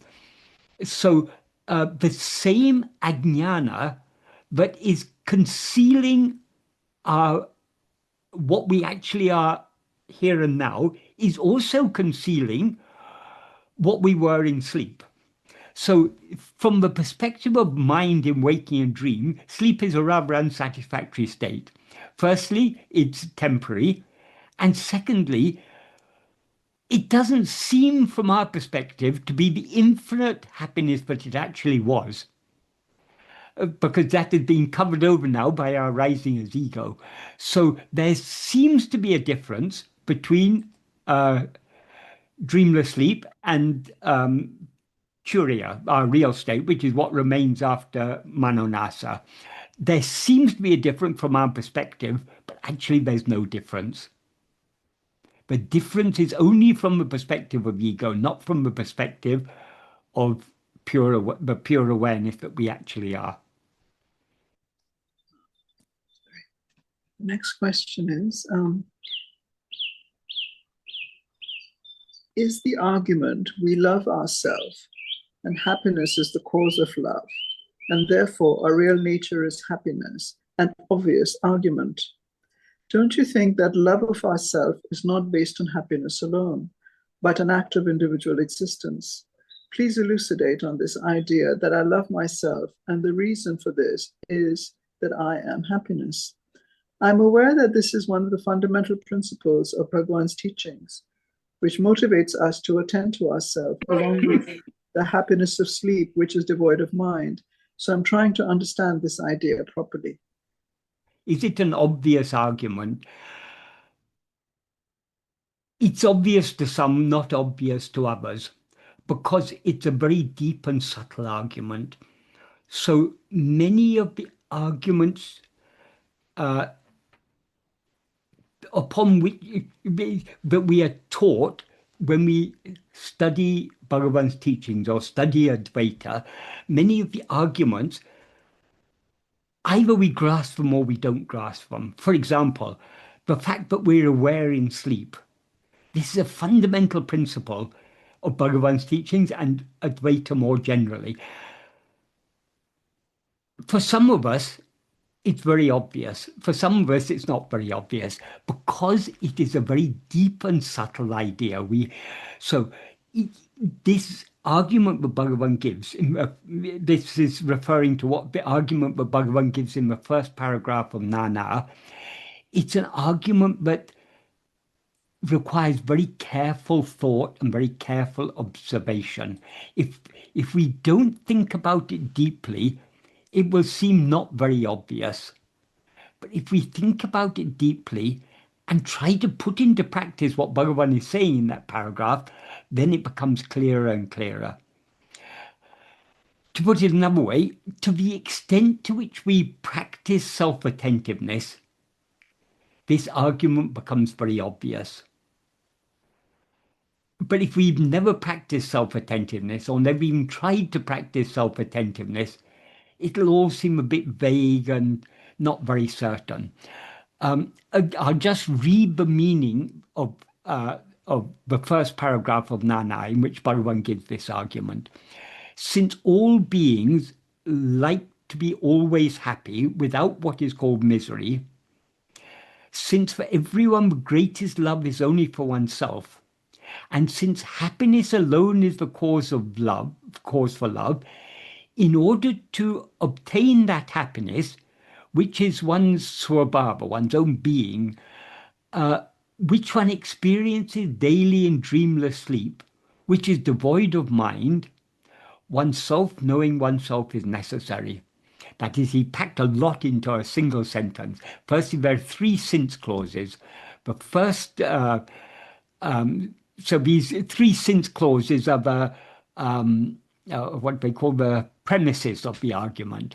Since all living beings like to be happy, to be always happy without what is called misery. That is, we all want to be happy. We all like to be happy. That's something we can't deny. Since for everyone, the greatest love is for oneself. Yes, we all have greatest love for ourselves. However much we love others, we love them.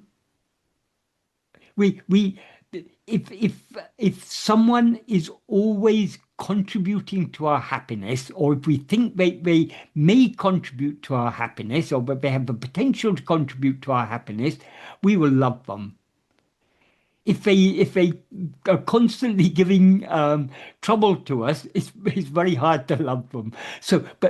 It's for our own happiness that we love other things. So since we all have greatest love ultimately for ourselves. And then the third argument is a very important one. Happiness alone is the cause for love. We only love those things that are sources of happiness. We know if we enjoy eating tasty food, we will love tasty food. But there's certain foods that we don't enjoy. They may be very bitter or very sour, or we may even find them very repulsive.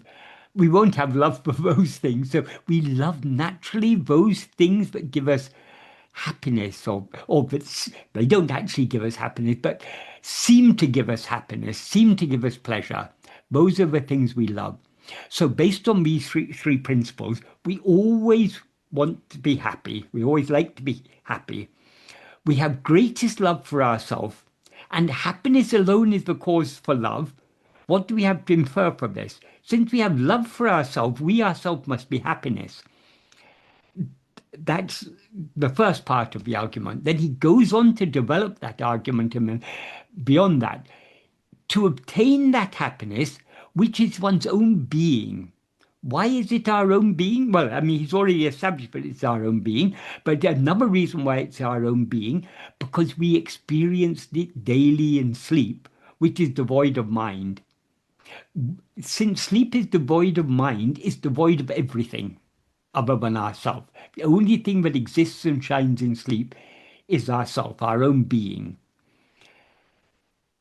And since we experience sleep as a state of happiness, that means our own being itself is happiness. So he's giving here a second argument. So since happiness is our very being, our very svabhava, he's using svabhava here in a very deep sense, almost in the same sense of swarupa. It's what we actually are. Oneself, knowing oneself is necessary. We need to be knowing ourselves means being aware of ourselves as we actually are. We're always aware of ourselves. We're always aware I am. But now we are mistakenly aware of ourselves. We're aware of ourselves as something other than what we actually are. What we actually are is Satchidananda, infinite being, infinite happiness, infinite awareness. But we don't experience ourselves as such. So we need to know ourselves as such. So knowing ourselves is necessary. And how to know ourselves? Adaku, for that, jnana-vichara, called who am I, alone is the principal means. Jnana-vichara, jnana in this context means awareness. So jnana-vichara is awareness investigation. That is what we essentially are, is awareness. So this awareness I, what is this awareness I? That's what we need to investigate by attending to ourselves. And that alone is the principal means. So in answer to the question, for those who have the subtlety of understanding to appreciate the argument, yes, it is very obvious. But for many people, it will not seem so obvious. So we need to, if we want to understand how obvious this argument actually is, we need to think about it very carefully, relate it to our own experience, try to observe it in our own experience. And in order to get the clarity of mind, to understand it more deeply, to appreciate it more deeply, we need to put into practice what Bhagavan taught us, which is trying to attend to ourselves, investigating this awareness that we actually are. The more we investigate this, the more we gain the clarity and subtlety of understanding to appreciate the argument. So I hope that was a satisfactory answer to that. The last email question, and then we have several questions in Okay. the messages. So the fourth question is, when Bhagwan's mother fell ill in 1914, Bhagwan composed 4 verses addressed to Arunachala, praying for her recovery. These verses appear to have layered meanings. What exactly did Bhagwan pray for? Okay. I hadn't attended to these verses for many years. I mean, they're actually very nice verses. People say Bhagwan was praying for her recovery. When read very superficially, we can read that meaning into them. But actually what Bhagavan is praying for is something much deeper than that. Just before this meeting, I was reading the verses and trying to understand them. So I'll try and explain the meaning of the verses one by one. The first verse, the meaning of the verse is, he addressing Arunachala, O medicine that has risen as a mountain to destroy all the many births that come as waves. O Lord, having removed the tapa of my mother, who lives taking refuge at your feet, taking charge of her is your duty. That is the main thing he's asking here is Alavadu. Alavadu means taking charge, taking possession of her. This verb al is a very important verb, but Bhagavan, he's often using this verb throughout Aksharammalai. And this verse is reminiscent of one particular verse in Aksharammalai, I think verse 14, I think it is. Auve polenakun arule tandane aluvadungadan arunachala.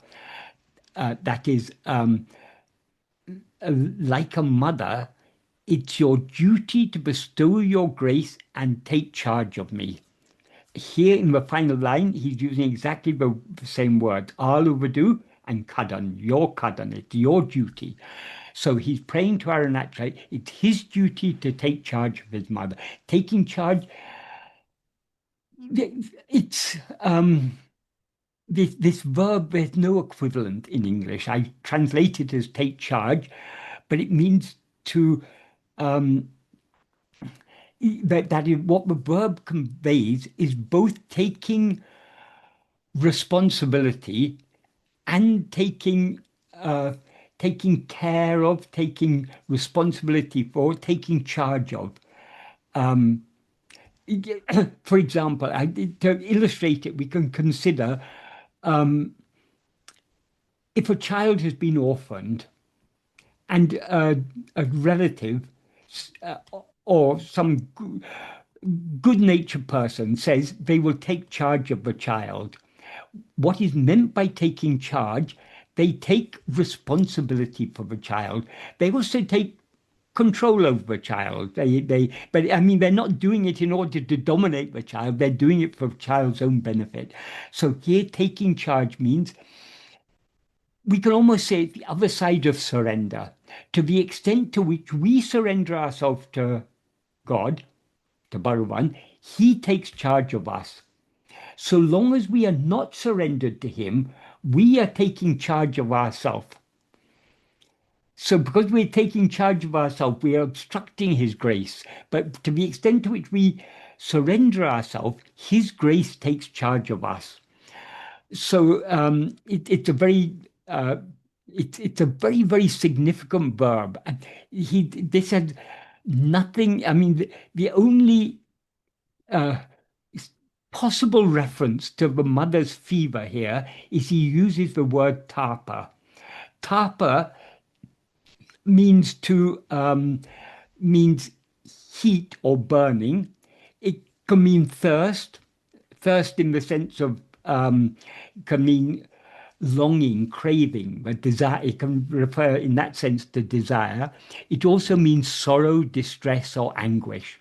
So removing the tapa of my mother means removing the burning of desire, and the suffering, the consequent suffering and distress. So it superficially we can take it as referring to, it could be taken as referring to the burning of the fever, but the very fact that Bhagavan uses this, the main prayer is it's taking charge of her is your duty. That it's not referring just to a fever. Though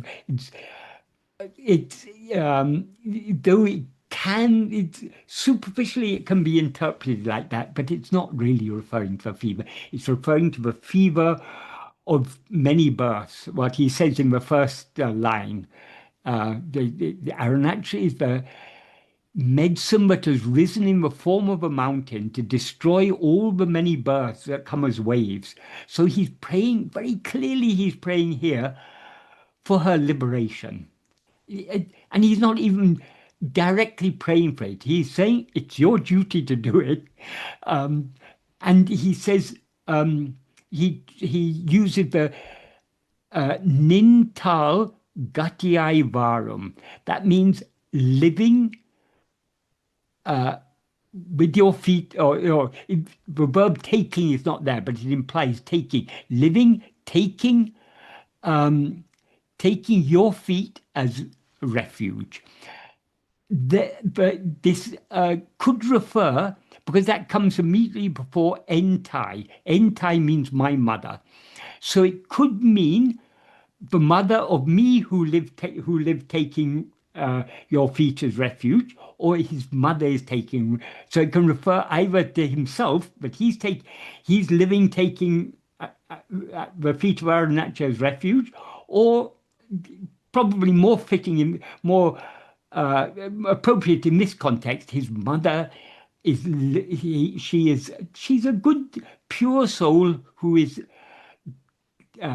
taking refuge in the feet of God, of Shiva. So since she's taking refuge at your feet, it's your duty to remove the burning of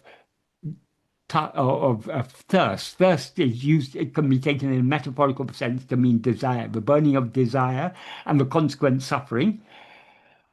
or just generally the burning of the distress of samsara.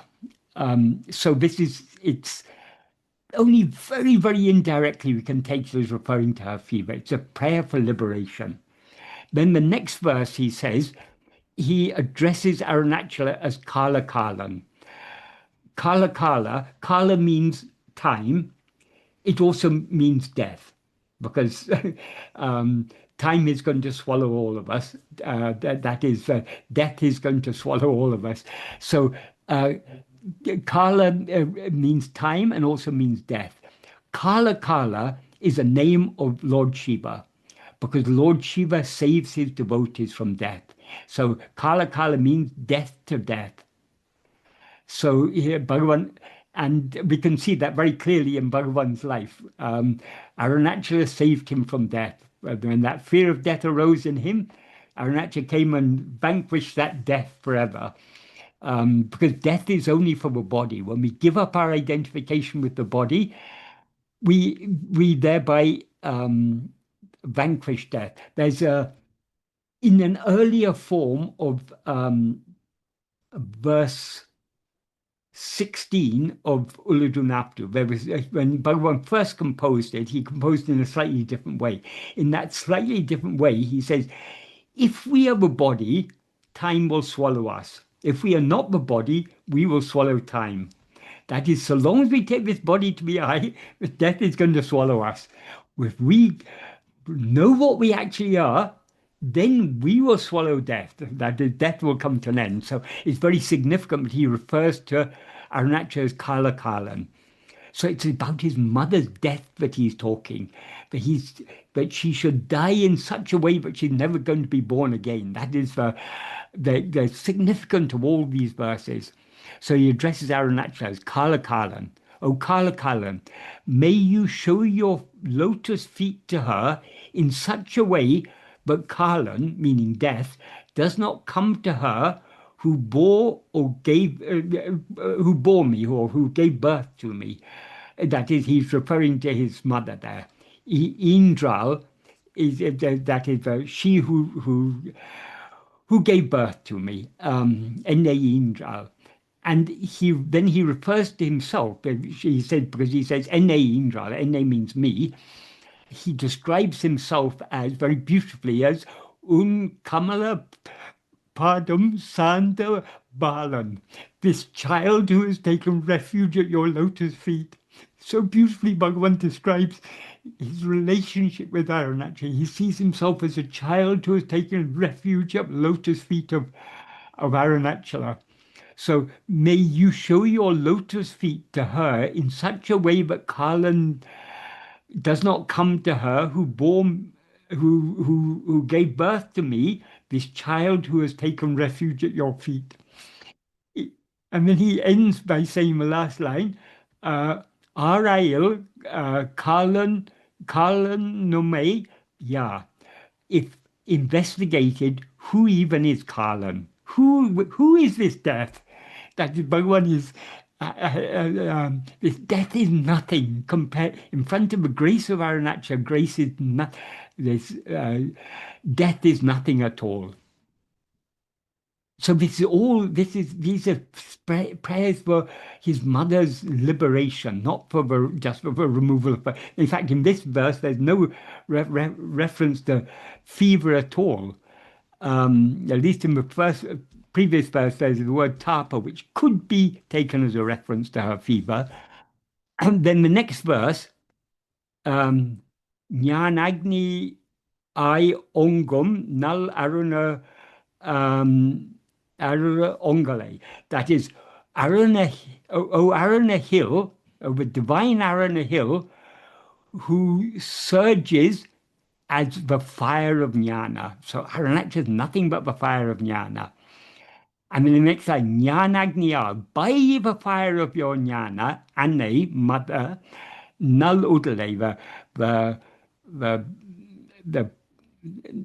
good body. He's referring to the Udal refers to not just the physical form of the mother, but all the five sheaths. So she's a very pure soul, is what is implied by Nal Udale. A good body means that the body includes all the five she's. She's a very pure soul. So Annan, Anne, his mother, mother's good body, Nyan Anganaha, say, is Sadhu. So making that her pure body into jnana, into a jnana anga. Anga is limb or body. So jnana agna, into the body of jnana. So making her body into the body of jnana, unpadatil, in your feet, aikyamaki, making her one with your feet, one in your feet, Kōvai, make her one in your feet. And then he ends by saying, Sahati, Sahati is the death fire. That's referring to a funeral pyre. Mutu Vedane Satru. Say, what is the need for her to enter that fire? No, he doesn't even say, what is the need for putting in that fire? That implies if she attains jnana, if her if this body of five sheaths is transformed into the body of jnana, what is the need to put the body in fire? That is the tradition in South India. Normally people are cremated. But for the body of the jnani is considered as a temple of God. And so jnani's bodies are not cremated, they are buried. So this is what actually happened. A few years later, when his mother passed away, she had, by that time, at the final moment, by Bhagavan's grace, by the grace of Arunachala, she attained mukti. So she was not cremated, she was buried. And so that's why Machbuteshwara temple was built over her, because her body had been transformed into the body of jnana, so she had become jnana itself. So again here, there's no reference to the fever. He's referring here to her being transformed by jnana into jnana itself, and thereby becoming one with his feet. So the fact people say this is a prayer for her recovery from fever, it's not, the meaning is not, there's hardly any reference at all to her fever. And then the next verse, Maya Mayakamade Matra Aruna Marmalai, the great Aruna hill, but removes the delusion of Maya. Entire, my mother, Mayaka Ahatru Tamadane. Why delay to remove the delusion of my mother? And then he says very beautifully at the end, in the Tayahi, becoming mother. He's referring now to Arunachala, Tanne. Tanne Adainda, those who attain or take refuge in you, who becomes a mother, Vinayin Takam. Takam means the power of karma, or the vicious results of karma. Time arka tan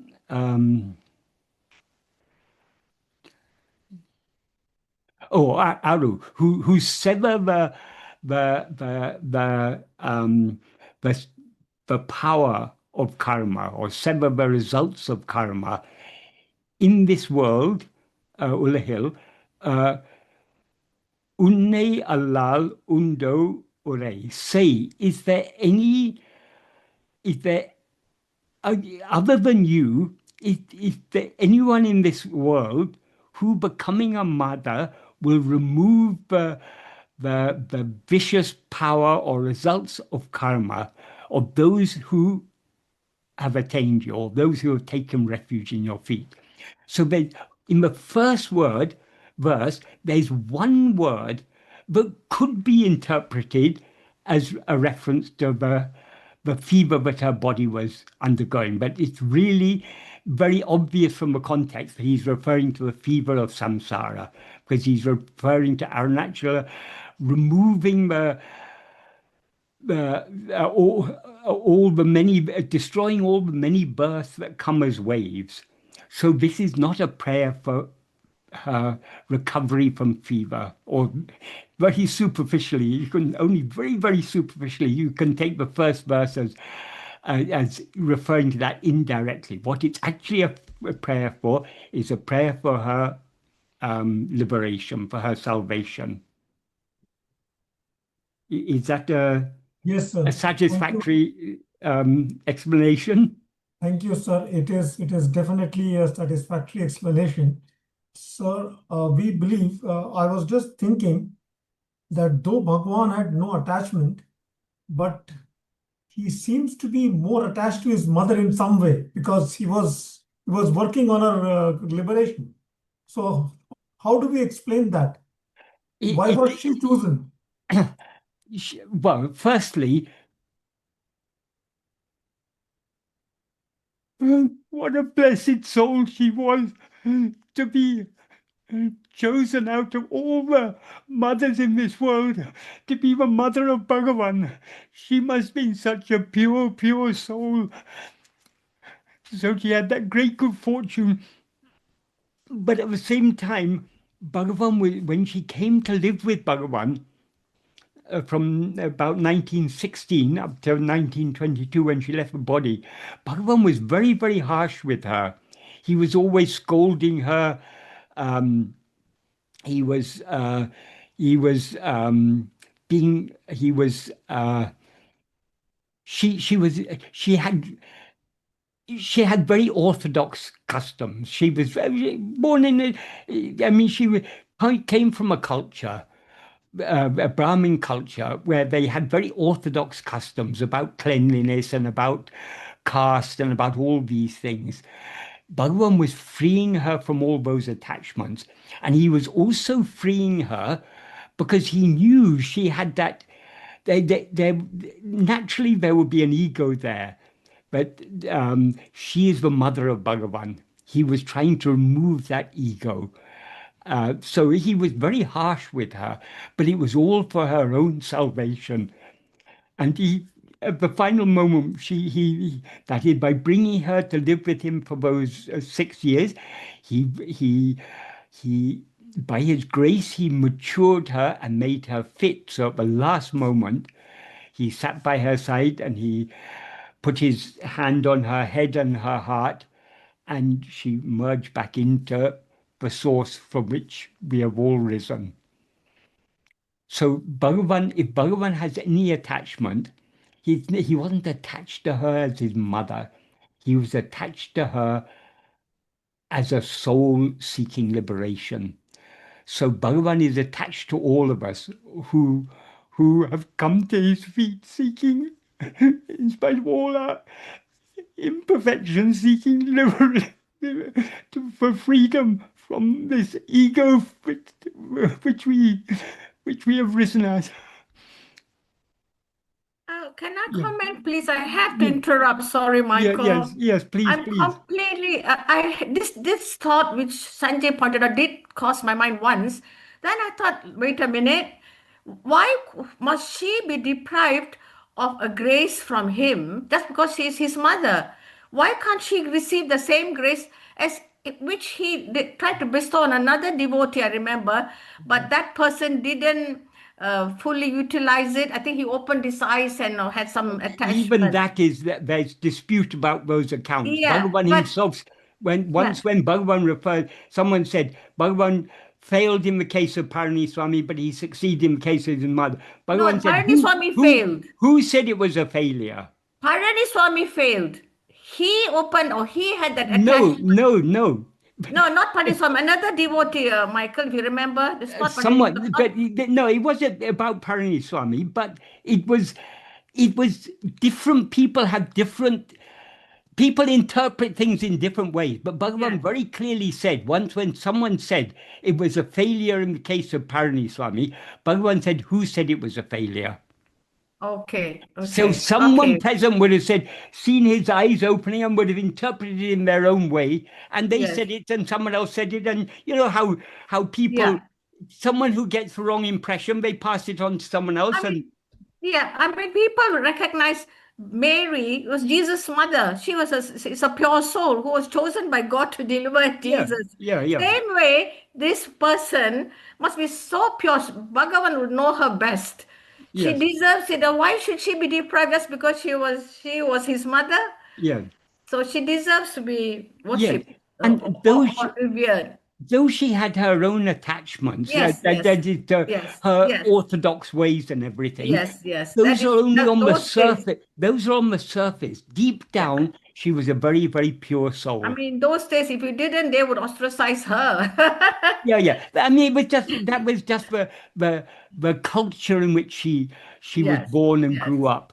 yes, But at the same time, though she had very orthodox customs, when she actually when Bhagavan was young, though she was an orthodox Brahmin lady, she used to welcome to the house Bhagavan's friends who were from all castes and creeds. Bhagavan had Muslim friends. He would yes, bring them home. She would yes, feed them. yeah. So Unheard of those days. Unheard of. Yeah. yeah. I mean, that wasn't usually acceptable. I No, mean, no, people wouldn't wasn't the allow. norm. But so she had a very loving and very kind heart. Yes. But she, because of the culture in which she grew up, there were certain attachments to certain ideas and things. So Bhagavan had to free her from both. But that was all at the surface level. Deep down, she must have been such a pure soul. I She mean, must have been. can you imagine And why are we out striving? of Just so all that the we, who are countless jivas, we? out of all We the are striving. Why can't she get it? yeah, Good for her. yeah. Yes. We are striving so that we can go somewhere a bit higher up in the spiritual evolution. Exactly. So she must have tried hard too. Yes. Yeah. Mm. And even her orthodoxy, it wasn't that she looked down on people. She just, it was part of the religious belief that she had to, that as a Brahmin lady, she had to observe certain principles of cleanliness and everything. So it wasn't out of any arrogance or any feeling of superiority, because she was very kind and loving to all the devotees. When she was living with Bhagavan in those last 6 years, she was a mother to all the devotees who came. And one more thing, as a son, her gratitude, he showed some gratitude at the last minute. Even Adi Shankaracharya went and did the funeral last rites. Exactly. He was Yes. a sannyasi and yet he did it. Yes. Mothers are special. Of course. Bhagavan himself says, Mothers. Indridam annale peridaral purivo, iduvo unadaral arunachala. Exactly. So Yes. it's anything equal to a mother. Nobody is. The Yes. love, I if mean, you want to. even in the Christian tradition, Mother Mary, isn't it? Yeah. Nobody worships Joseph. Yeah. I mean, I don't know, Yeah. but I'm not a. So the same way, the mother who gave birth to, and Yes. so his gratitude, Yes. very good for her. And now Well, it's a thriving temple. It's a shrine. Yeah. Yeah. Anyway, she's she's a role model. We can all strive to be a bit like her. Yes. Mm. Thank you very much, Thank sir. you. Thank you very much. Should we move on to the next? Yes. There's a question from Swami Nirvitanand. Swamiji? I hope he's still here. Namaste, Michael ji. Namaskar. My question is on verse 10 of Upadesha Undiyar, Yes. and that is Udita idathil odungi iruttal adu kanmam bhaktiyum mundipara adu yoga jnanamu mundipara, which this verse you quoted some time back. So Udita idathil odungi iruttal, does it refer to being self-attentive? It refers to the result of being self-attentive. That is, to the extent to which we are self-attentive, we subside. Where do we subside? We subside back into the udita idam, the place from which we have risen. The place from which we have risen is our own being. So he's referring there to the culmination of that. I mean, that is where the Spurana is experienced, right?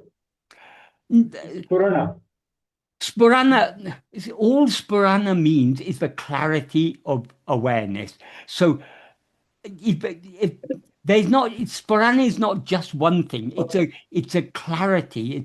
It's a quality of self-awareness, a clarity of self-awareness.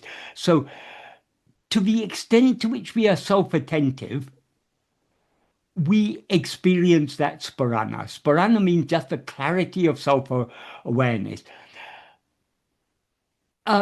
In some contexts, Bhagavan used this word Spurana, and he said, when one investigates what this I is, then a kind of Spurana will shine. If one holds on to that Spurana, it will take us back to a source. And then he says, just like the flame that has caught a camphor, after consuming all the camphor, the flame subsides. Likewise, after consuming ego, the Spurana will subside. So in that context, he's talking about Spurana subsiding. But Spurana comes from a verbal root, spur, which means to shine. And in Upadesha Saram, I think in verse 20, Hritstale mana, what is it? Right now, I'll try and find it. He uses spurati hritsvayam. He uses that word. He's using that word spurati to refer to the shining forth of the full jnana. So we need to understand the sense in which he's using the verb, the word, from the context in which he's using it. So when he talks about the Spurana subsiding like the camphor, there he's talking about the clarity that is experienced during abhyasa, during the practice of self-investigation. That is not the full clarity. To the extent to which we are self-attentive, to that extent we experience clarity. When he talks about it when he talks about spiritual hirtsvayam in verse 20 of Upadeshasaram, he's talking about the full clarity that destroys the mind.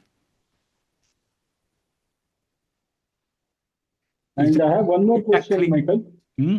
Yeah, that's clear. One more question.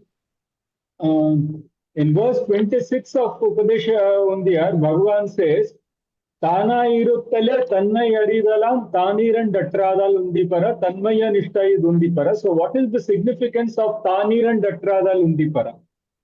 Oneself is not two. Literally, taniran datradal means oneself is devoid of two. That is, they're not two things, one to know another thing.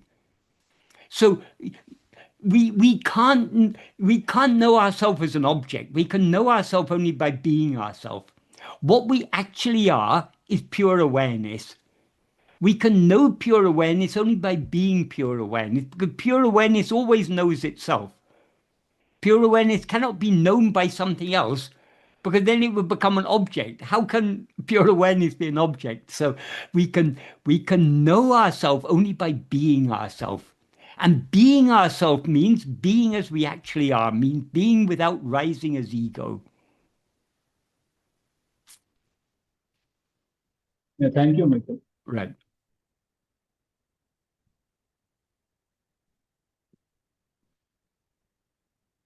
The next question is, while looking for oneself, what should we believe or think of oneself? Should we believe that we know the reality of that we are as an ego trying to know? Because these feelings of knowing and trying to know keep coming alternately, and we are sure of either of these positions. What we are seeking to know is what we actually are. we need to understand, but what we actually are is not this any of these five sheaves. It's not this physical body. It's not the life that animates the body. It's not the mind. It's not the intellect. It's not the will. It's not any of these things. It's not even the ego that takes all these things to be I. What we actually are is pure awareness. So what we are to attend to, and that pure awareness is the awareness of our own being. We are always aware of our own being. There's never a moment when we are not aware, I am. Ajnana is not a state of not knowing I am. It's not knowing I am, not knowing ourselves as we actually are.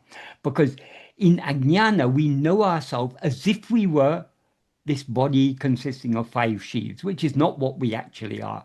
So we need to be aware of ourselves as we actually are. What we actually are is pure awareness. So pure awareness means awareness that is not aware of anything other than itself. It is awareness devoid of content, devoid of any object of awareness, devoid of any phenomena, the pure awareness. That is what we actually are. In order to experience ourselves as such, we need to attend to ourselves. We need to attend to ourselves so keenly that we cease to be aware of anything else. When we cease to be aware of anything else, we experience ourselves as pure awareness, which is what we actually are, and thereby the false awareness, I am this body, is destroyed. So we need to have the understanding that what we actually are is pure awareness. And that pure awareness is the awareness of our own being. And we need to just attend to that awareness of our own being. As simple as that. We need to have an understanding. We don't need to have any further idea we don't need to have a barber about what we are. We need to just understand that what we actually are is this fundamental awareness I am. The awareness of our own being, and attend to that. Is that a clear answer? Yes, that's pretty clear. But when we attend to ourselves, sometimes we think that we know ourselves, and sometimes we think we know ourselves as ego. So this confusion comes up. Well, we do know ourselves, but we don't know ourselves as we actually are. We know ourselves as I am this person. I am this body. That is, but without knowing ourselves, we couldn't know ourselves as something other than what we actually are. So we're always aware of ourselves, but because we're aware of ourselves as something other than what we actually are, that covers over or conceals what we actually are. Actually, this thing comes overlapping in an overlapping way. Yes. Sometimes we know, sometimes we don't know. So Well, no. We can say knowing and not knowing about other things. About ourselves, we always know ourselves. We don't know ourselves as we actually are, because we know ourselves as something other than what we actually are. So we will only in the state of when we know ourselves so clearly, but ego is thereby destroyed, can we truly say that we know ourselves as we actually are. So long as we're in the stage of abhyasa, we are trying to attend to ourselves. And the more we attend to ourselves, the more clearly we're aware of ourselves as something distinct from what we now mistake ourselves to be. But it's still only a relative clarity. It's not the full clarity. The full clarity when the full clarity comes, ego is destroyed. The full clarity comes when we attend to ourselves so keenly that we cease to be aware of anything else. But all we need to be concerned about now, for the sake of practice, we need to try to attend to ourselves, try to attend to our own being. That's all. The more we attend to that being, the more we will sink within, and the more clarity will shine, until finally that clarity will swallow us. So you are saying that whenever we know ourselves as a person so and so, we should think of to whom that person appears. Yeah, that's one way of saying it. Yes. So we to So attend that, to we can, to attend to the I that is aware of itself as I am this person. Who is this right, I? What is this I? right, That is what we're to attend to. continuously, that too. Well, that's our aim. I don't think any of us That, can claim that we're attending to ourselves continuously, but that is what we should all be working towards. that's what Bhagavan says. He says, Sada Kalmam. Sadhakarmam, yes, that we have to. I mean, that's definitely our aim. But I don't think any of us can say that we've achieved that. If we've achieved that, then that's pretty much the end of the story. Right. But that has to be the aim. That's the aim. That's the aim. Right. Thank He you. also says, Nirantara Swarupa Smarane. That is, Right. Oruvantan Sarupam Madayam Variel, Nirantara Swarupa Smaranaye, Kai Patravanayan, Aduandre Podum, in the 11th paragraph of Nana. That is, until one attains Swarupa, if one holds on to uninterrupted self-remembrance or self-attentiveness, that alone is sufficient. Right. So that is what we're striving towards. Right. And I don't think any of us can claim to have achieved that, but that is, Yes. we shouldn't be disheartened just because we aren't able to hold on to it uninterruptedly. Because as Bhagavan also emphasized, every moment of self-attentiveness is one step closer to our goal. So we should value every moment of self-attentiveness. Yes, that's the right thing. That's the exact approach. Yeah. So rather than lamenting all the moments when we don't attend to ourselves, rather that's wasting our time. We should be attending to ourselves as much as we can. Right. Right. Thank you. Right.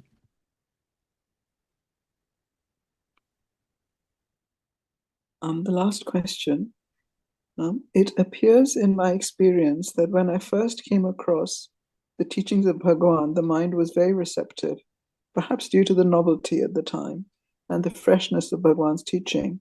There was a clarity on what the purpose of this life is and a certain one-pointedness and bhakti towards Bhagavan. But over the years, this seems to have faded.